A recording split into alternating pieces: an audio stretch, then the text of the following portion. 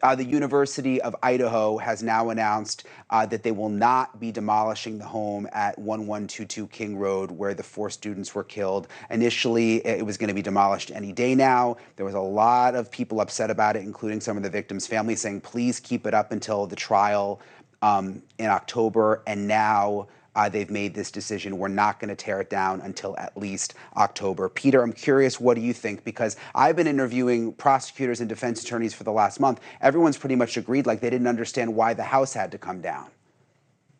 Right. And I think when you read some of the correspondence between the state and the defense in this case, you start to understand a little bit more why they didn't object to the house coming down, because all the testing has been done. The house is no longer of use. Things have been removed. It's not appropriate for a jury view because it's not in a similarly situated position as it was the night of the crimes. So you can start to understand it. But in my mind, I'm thinking, in an abundance of caution, why don't we just keep it? God forbid something happens where we need to go back in the house. Some expert needs to see it. Some law enforcement officer needs to look at something again. Brian Koberger's alibi comes out and the state needs to go reinvestigate something at the house. Why demolish it? And I think good on the University of Idaho, because they did not need a court order or some motion from a lawyer, but they decided to hold off until October. And we'll see what that means if the case gets continued. But I think they made the right decision at this point. Yeah, it seems like it. We only have about 30 seconds left. Real quick, Gigi. There were a lot of people upset about this, including the families. It does seem like initially the university was more concerned about sort of PR, the students being nervous when they came back to campus and having to see the house. But now I think they're realizing that there was, there was some backlash if they were going to tear the house down.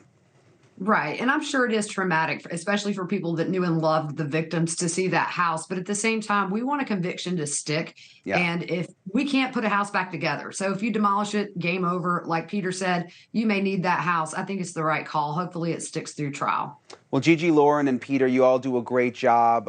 That's why I wanted to have you on. You're always focused on the victims. And like you said, I mean, I think it's about ethics. It's about putting the victims first. I think, the true crime community has shown that in a sense they can almost police themselves because everybody's just erupted in madness since this all happened.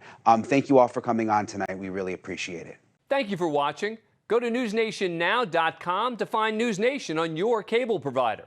And don't forget to click the red subscribe button below to get more of NewsNation's fact-driven, unbiased coverage.